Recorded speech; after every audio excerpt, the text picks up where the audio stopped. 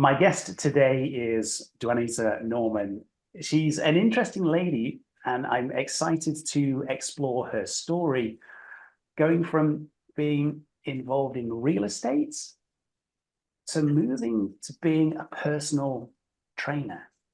Now, definitely an interesting story behind this, but I think there are a couple of other things that I'm interested to touch on here. And part of it is about family. It's one of the things I talk about in my framework, the 12 chains and the relationships that we have. So real estate to personal training, it's a big shift, very different industries. And that's why I want to explore this journey with Duanita and understand what the catalyst was for her making those changes and how she's found them. Duanita, thank you for joining me today. I've done that quick introduction, but there's so much more there, isn't there? Help me understand that, going from being a real estate broker, I think you said, a manager, which a lot of people understand is like, okay, right, I can get my head around that. But then to make a change completely to being a personal trainer and working in the fitness space, help me understand that journey. What was the catalyst for you? How did that journey evolve? So basically what happened is I've always been interested in fitness ever since I was like in my early 20s. And I was working out, but as a real estate, I was a managing broker for a real estate company. And real estate changed quite a bit to the point where it started going from companies to franchises. So of course, my company got downsized. And so no longer were there managing brokers per se per company, but then you could go in as a real estate agent. Well, I had been a real estate agent prior and enjoyed doing that. But the reason why I even took the leap to managing broker, because it gave me the flexibility I needed for my family. Because I have a son who's grown now, but he has ADHD and he had other components that went along with that. And I found that I needed to spend time in the school system, in school with him. And as a managing broker, because I had a boss who said, I'll meet with you once a month. As long as you keep your numbers up, we're good. And I don't care what you do. I was like, oh, okay, that works. So I had flexibility in that role. But when I was thrown back into being a real estate agent, there wasn't flexibility in that role because now, right, I'm have clients who need me on the weekends and all other kinds of times. And I'm like, this is not going to work for my son. It's not going to work for what I'm doing. So I sat down and I said to myself, if you had to do something for the rest of your life, what would it be? Let's think about this here. What would it be? And so I thought, wow, I really love fitness. I mean, I love working out. I love doing all that type of thing. Let me go into fitness. So my goal was I interviewed at a club to be a manager for the club. That was my goal. Let me be a manager for a fitness club. I went to that fitness club as a manager and they said, okay, we would love to hire you. Which location do you want? I'm like, oh, I want the one where I live, Silver Spring. They said, there's somebody in that location. I'm like, ooh, okay. And I said, okay. They said, well, we can send you to Capitol Hill. I said, no, that's too far. Capitol Hill, DC and Silver Spring, Maryland, too far. I said, can't do that. Thank you so much. And then they said, well, listen, you've been working out for years. Did you ever think about being a trainer? And I said, I don't know. I said, how would that work? And they said, well, because I definitely would need to be certified, which I was not. And I had taken classes, but I had not really ever trained anybody one-on-one. And they said, well, you could come to the club, you could work at the club. We have an agreement with one of the national certifications. So therefore you would go ahead and do it through us. And then we would take it out of you. And then you could learn while you go. You'd work on the floor, get to know people. And I said, So then I had to really, think about it. I'm like, that is quite the change. I've gone from corporate to okay, because now as I'd have to get my own people, I'd have to get my own clients. Now with real estate, I had to do the same thing. So it was kind of similar in that way, but now I have to physically go out on the floor and try and get people, learn how to do this. But then I thought and I weighed the option. I said, you know what? This career fits all around what I need for my son. I mean, I can schedule clients and have him and do what I need to do in school. And most people were training at night. So I said, let me see if I can do this. So I said, well, I think I'm going to take this leap.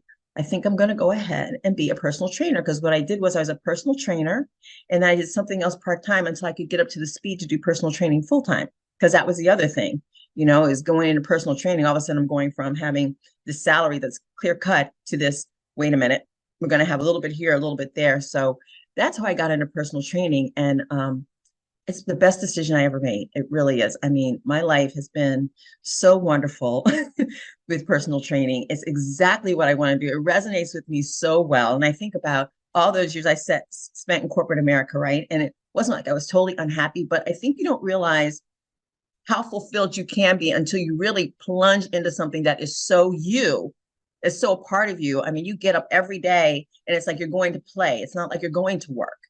It's like, oh, I'm going to play. I'm going to go have a great time. And it's such a game changer. I mean, I would have not ever realized that would have brought me this much unless I had delved into it.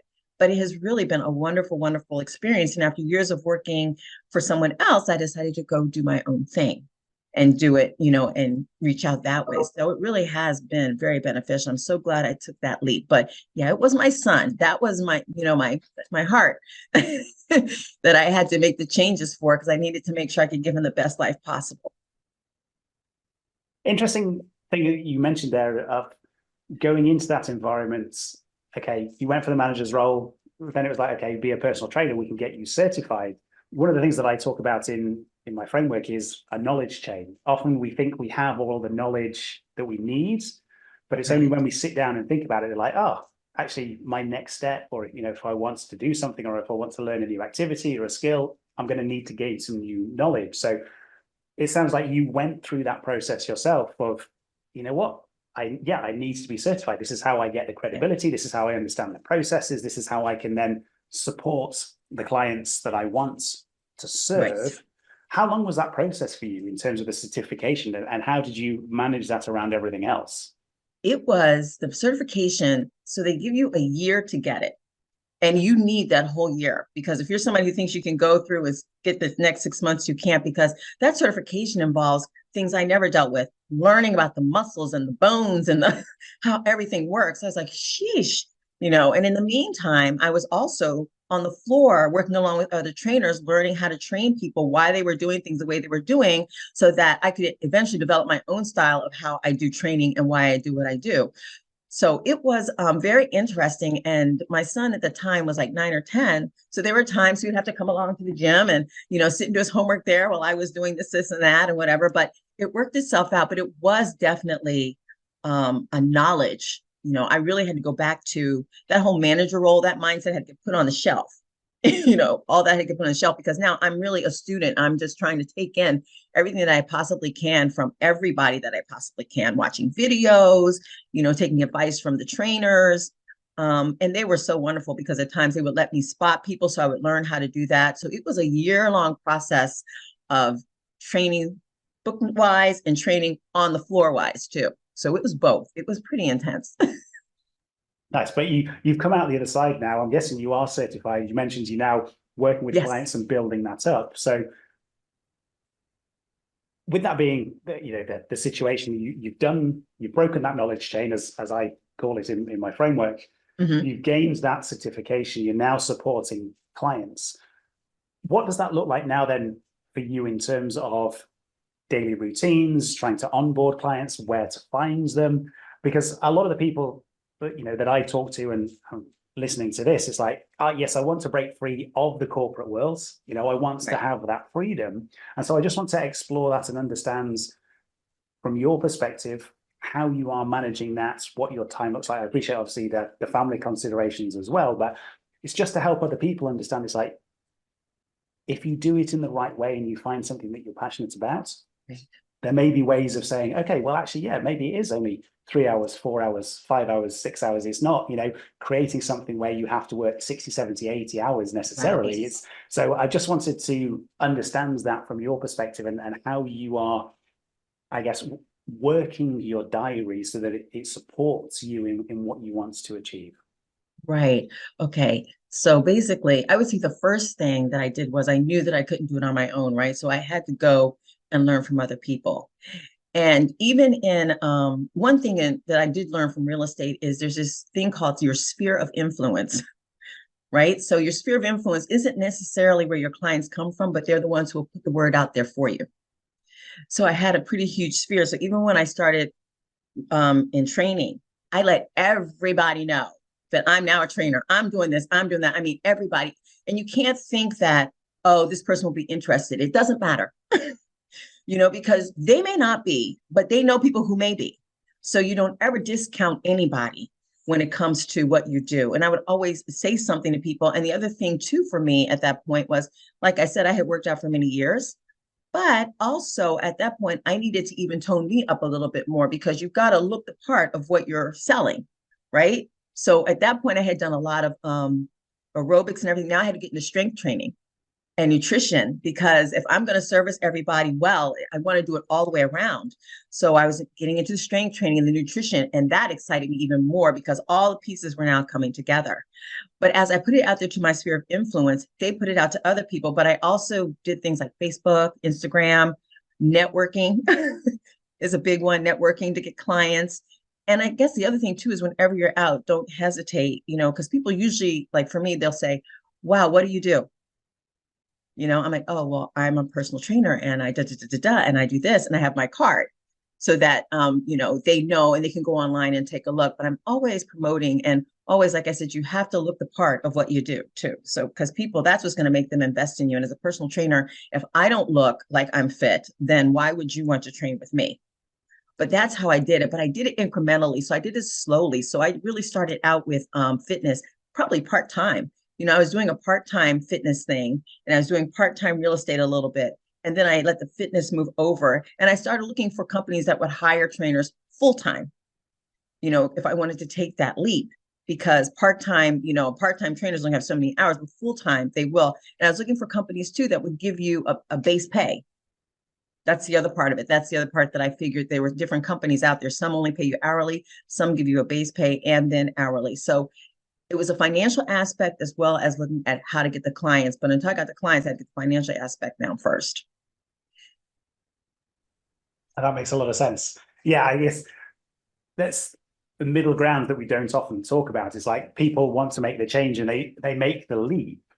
And a lot of people start from zero and then have to try and build up. It sounds like you said, actually, where is that middle ground? What can I do? So if I can find a role that is full-time, is going to give me a base, okay, that gives me the stability, it gives me a bit of, runway to develop myself, to work out, how I want to approach these different situations.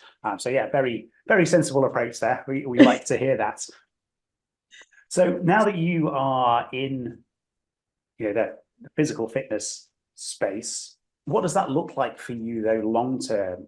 If we're thinking about it and you are a full-time personal trainer, is that being in the gym? Is it doing online courses? Is it a mix of those? Again, I'm just trying to understand, because if we take somebody who's listening to this and they say, yes, I have been in, corporate America, or, I've been doing X, Y, and Z, and I want to make a change. What does that change look like? The first bit is, again, what is that change? But it's also, what are you working towards? What does life look like for you in the ideal? And I just want to explore that and understand, is it for you, what, if I had 10 clients every month and I still had the freedom and flexibility, that's great. Is it actually, I'm now on this journey, I want to see how far I can go? Is it 100 clients? Is it 1,000 clients? Is it, and how do you see that shaping up in terms of you being able to support them? Because if we can unpack that, anybody who's listening can be like, oh, okay, well, yeah, maybe that's an option for me. You see all of these success stories, and it's like, well, okay, they personally have set a goal for themselves, but it doesn't mean that everybody's goal has to be the same. So I just want to hear your perspective on that, and the goals that you've set yourself. Right. So my goal for me is, I'm that person who, if I have 20 clients a month, I'm golden. I'm like, that's great for me. Because for me, I also sat back before I decided to have a business on my own to decide, what do I want it to look like? What am I really willing to do? And so years ago, before the pandemic ever happened, my mind said, I wonder how you could train people online. Because when I was in fitness and I had my son, I found going to the gym was very difficult. So I started working out at home with videos online. And honestly, I got probably the best workout doing it that way than going to the group classes at the gym. I was able to do it within the confines of my home and not be stressed about dinner and everything else. And I was able to go downstairs and do that. And to this day, I haven't worked out in a gym. I've always worked out at home because it just works out better for me. So I said, okay, I want to do something. I want to do it online. I don't want to go into a gym. I don't want to do that. I said, and I don't want to go back and forth to people's houses because that I've tried that back in the day. And that's a lot of it's wear and tear on the car.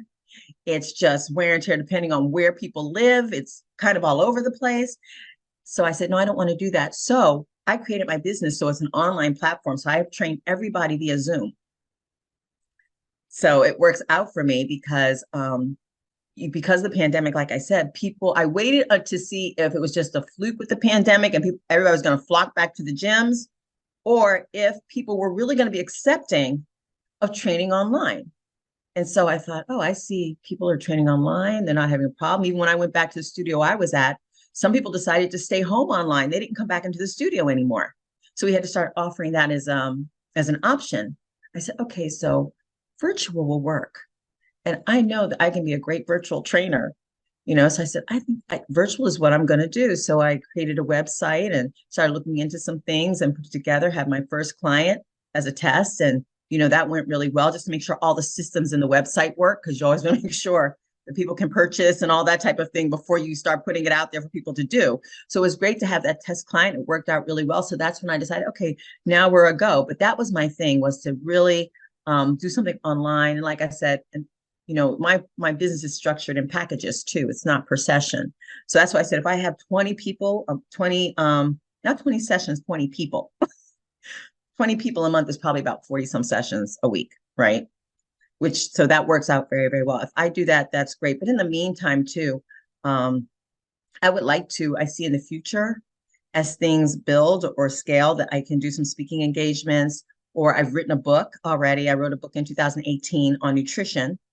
And so another thing I'm thinking about doing is doing a nutrition podcast, because just even taking the nuggets from that book, I actually wrote that book specifically really to help my clients in the studio, because they would keep saying to me, I wish you could just be in my house and tell me what to do. I wish you could go on my trip. I wish you go, when I go to travel, maybe you could be there. I'm like, I can't be there, but I made a small, little book so that they could take it with them. And it basically addresses those things, like what happens when you go on travel? What happens when you get stressed? What happens at the holidays? How do you eat? How about Valentine's Day? What happens when you go on vacation? Like all these little scenarios of things you can do. What happens when you're at work, or you get caught late at work? What can you do? How can you think ahead? Those types of things for nutrition. So building nutrition into it also more gradually, because one thing about nutrition I find is people go to nutrition once they realize exercise doesn't work. It does not happen the other way around. So yeah, that's an interesting way of looking at it. Yeah, absolutely. I mean, yeah, people will always go to the gym and think they can exercise and get rid of it and still eat, and it doesn't work. And then they're ready to, okay, so let's talk about this, because this isn't working and I'm working myself out to death. So yeah, but having that piece build a little bit more than what it is. But yeah, just moving more into a role of even maybe in some cases consulting, as far as, but I always like to keep my clients too, because they help keep me on point and on top of my my business, on top of my craft too. Because, as I work with different clients, everybody has different goals, different needs. And that's what I love about it, because and the thrill is when things like I have a client who said, I can now get in my SUV without lifting my other leg. I can just lift my leg up in there by itself.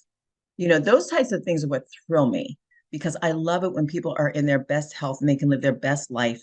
Even as they get older, they don't have to settle for, oh, I've got this pain, I've got to live with it, or I've got this and I've got to live with it. So I will always have those clients, but I would like to possibly do a podcast, maybe write another book, because somebody talked to me, well, why don't you write another book, but kind of add on to this one, which is another thought. So I've got a few things going on out there, but for right now, just as long as I can hone my craft, because it took some time too to get my own sheets together, my own training sheets and all that type of thing.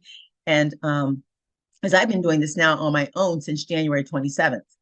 And it's been going pretty well, but I just want to make sure something's solid, like the foundation is solid. And so I've got my sheets finally together with training and all that type of thing. So that's why now I'm looking into like a nutrition podcast and maybe branching out and doing some speaking engagements here and there, or maybe going on some retreats and training on those retreats. So those are things I'm looking at too. Nice. So just to help me understand that, you mentioned from January. So now it is your business just serving clients. You're not tied to a set location or a chain or anything like that. You've sort of made that transition. That was a stepping stone for you. But now it sounds like you are, this is me, Duanita, this is what I'm offering. It is just me. I'm now directly working with clients on my own terms. Is that right? Right. That's right. Perfect. Amazing. Yeah, I get that transition, I guess, of, okay, I recognize what the stepping stones were to get me to the point of where I feel comfortable. And it's useful for people to understand that it isn't necessarily, you take the leap because you make the initial change, but it doesn't have to be, I'm all in if that doesn't feel comfortable. Maybe there are some stepping stones that will help you get to where you want to be, and you can take those. Right. Because that's what I did. I mean, I was working in other gyms for a little while before I decided to leap on my own, because I felt like I wouldn't be able to leap on my own at first, because it takes more knowledge, right? You want to work with a lot of different people so you can understand, so you really know you understand your craft, because just taking a certification in a book online and training in one gym is not the answer.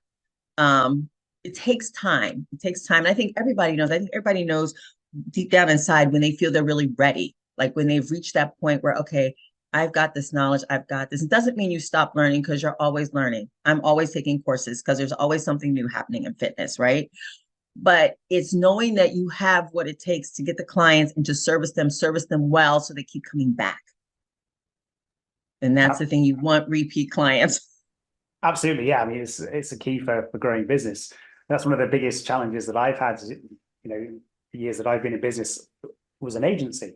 So it was a project, and it's like, well, okay, that project's ended. Now what?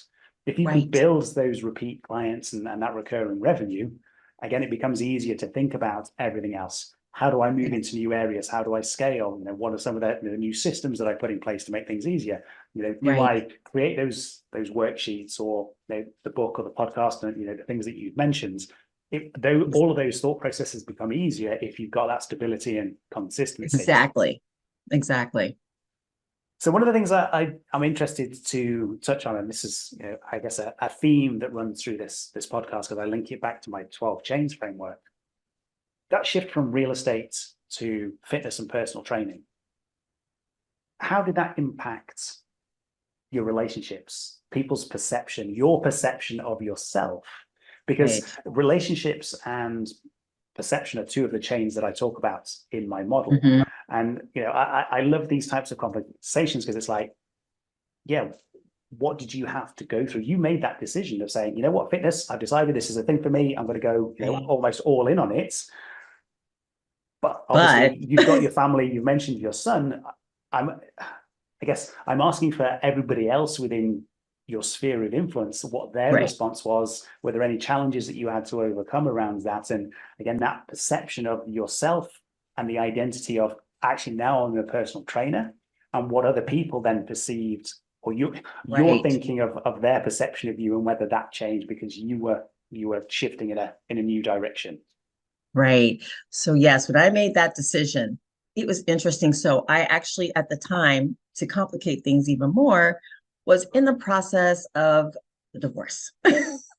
So I had that going on. I had this little 10-year-old that I was trying to, and so the beautiful thing about him is he thinks his mom can do no wrong. So there I had no issues, but it was the people around me.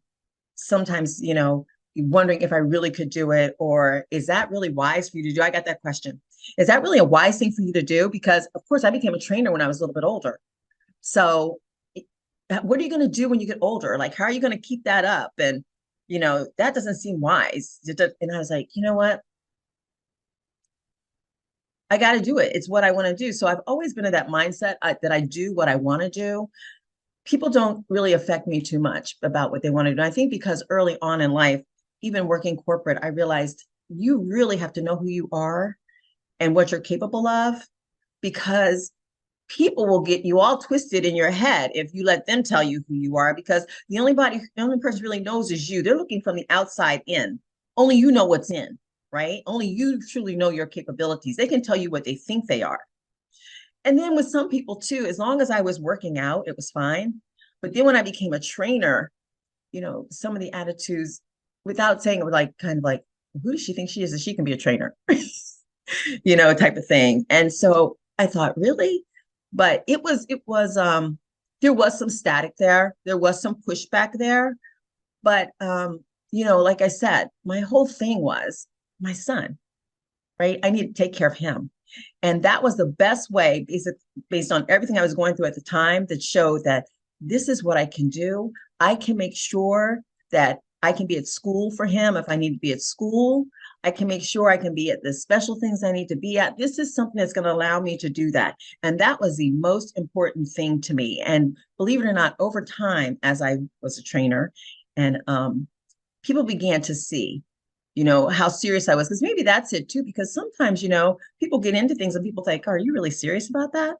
Because they may not think you're overly serious about it. But when people saw how serious I was about it, that's what made the difference too. So sometimes it's just people have to sit back and see how dedicated you are and whether you're going to stick with it or not. Because people probably know, some people say, oh yeah, I'm going to be a trainer. And then they're not a trainer, So over time, it didn't take long, but probably over a year, people started to say, oh, okay. And people started asking me questions too about nutrition and working out.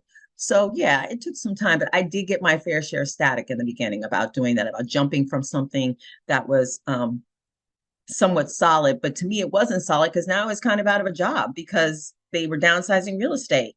So, but everybody still looked at it as, well, you need to go for something more solid, like management position or whatever. I'm like, yeah, it's not going to work because I'm going to have to work 9 to 5 and I'm not going to be able to get to the school. So I'm going to stick with this. And my whole thing on that, and if this doesn't work, I got to find something else. But I'm also one who doesn't want to be at the end of life going, what if I had done this? I don't like what ifs. I need to be able to do. It's not about what if I did. No, I did it. It didn't work. So now I'm happy I can move forward. I don't want to be sitting, what if I had done this? What if I had done that? Yeah, I can completely resonate with that sentiment. It's like, yeah, regret is one of the most Oh, yeah. horrible feelings. Just because it drains you inside, and you're just like, yeah, what if I tried? What if, and until you've done it, and if it doesn't work, Right. well, yeah, it doesn't work. That's just part of life. But you have to go through that process. You have to try things to know and to learn and grow. And I've been on that journey myself in various guises. Yeah, I tried building an app company, built an app, got some success, and then yeah, certain things happens that meant that I had to close it down. But I now have all of that experience and knowledge and learning that I can take elsewhere. Right. It's all part of the process. So It is. great to hear you say that. And actually, that leads nicely into the next bit that I want to touch on. You've gone through that transition. You're now full time in the fitness and the personal training. You mentioned there some of the challenges, or as you said, the static that you received as you were going through that, and now because you demonstrated your commitment to it, people are asking you questions that they have come to terms with the changes that you've made. What would be your tips or your guidance for anybody else who is in a situation currently? They recognize that they want to make changes, and again, that may be, okay, I want to set something up myself and try and grow something for myself and have more freedom associated with that, rather than being in a corporate 9 to 5 and the restrictions that are there. Based on your journey and the experience that you've had, what would you say to them? What sort of pieces of advice would you give? I think the first one would be is make sure it's something you really love and want to do. Really assess that, because there's a big difference between, oh, I really like doing this, and because know that when you get into it, there is going to be some growing pains, and be ready for that. You're going to have growing pains to go through. It's just not going to happen overnight. It's just not. The other thing is to sit down, and like I said, I tried to learn everything I possibly could on fitness, you know, between even before I went into it, I would read articles, in magazines, and try to see if I could make my own workouts. So ask yourself, how much are you really pouring into it? Is that what you really want? Okay. And try to start with it part-time. Don't try to jump all feet in at once, because it is a knowledge. There is going to be a learning curve. There's a learning curve. You may think you know so much about something, but until you've really gotten into it, and start learning all the ins and outs of it. There's a lot to learn, and just be open to learning. When you're beginning to start something, even though you think you haven't, I had some knowledge in fitness, I did, but I walked into it like, I don't know anything. I need to be taught. I need to learn. I know what I know for me, but it's not about me. It's about the people that I serve. And think about that too. It's a service industry. You're serving other people. So what's the best way you can possibly serve them? And just getting that knowledge, and then putting, kind of having a game plan for yourself. What do you want to get out of it? Is it money you want out of it? Is it just being able to do something different that you want out of it? Is it just enjoyment? Like, what is it that you want out of it? And then the other thing too is, depending on what it is, be prepared for the static from people. Sometimes people give you static because you're doing what they wish they could, right? You're doing, and not saying that me doing fitness, somebody wish they could do fitness, but you're going for something and they wish that they had it in them to go for what they wanted. And unfortunately, sometimes that very thing is what causes them to try and hold you back. And they don't even realize that it's their fears for themselves that they're throwing onto you. So that's the other thing with the static. Don't always feel like it's somebody trying to, people just have their fears, people have their reservations, but you just know what you want to do and what you can do and move forward with it, because there usually will be some static. There will be some naysayers, and sometimes they're the closest people to you. So that's, you have to be prepared for the closest people to you to be the naysayers. And if it's something you want to do, just go for it. Just go for it. And in time, trust me, if you stick with it and they see progress, they're going to change. They're going to change over, and you'll never know. Some of the people who didn't want to do things may go ahead and do because they see you doing it. But just know, just in the beginning, just know what you want to do. Get the knowledge. Don't think you know everything, because none of us do. You can always learn from somebody else. And if you're somebody who's more mature in age like me, be open to learning from the people younger than you. Do not act like, you come in with all this knowledge. Be open to those who are younger than you to teach you as well, because they can teach you things because you don't know the field and they do. So that would be my advice to people. Just really be prepared, but also just know who you are and what you really, really want, and decide that that's what you want, despite what any naysayers may say or whatever. Because I didn't expect to have naysayers, to tell you the truth. I didn't expect it. I thought everybody would just embrace it because I'm the type of person that if you want to do something, I'm going to embrace it because I'm so happy that you want to do it and you're going for it. So, I thought everybody would embrace it. And when they didn't, I was like, wow, that was different. So I'm telling you, you may have some naysayers, so just get prepared for that.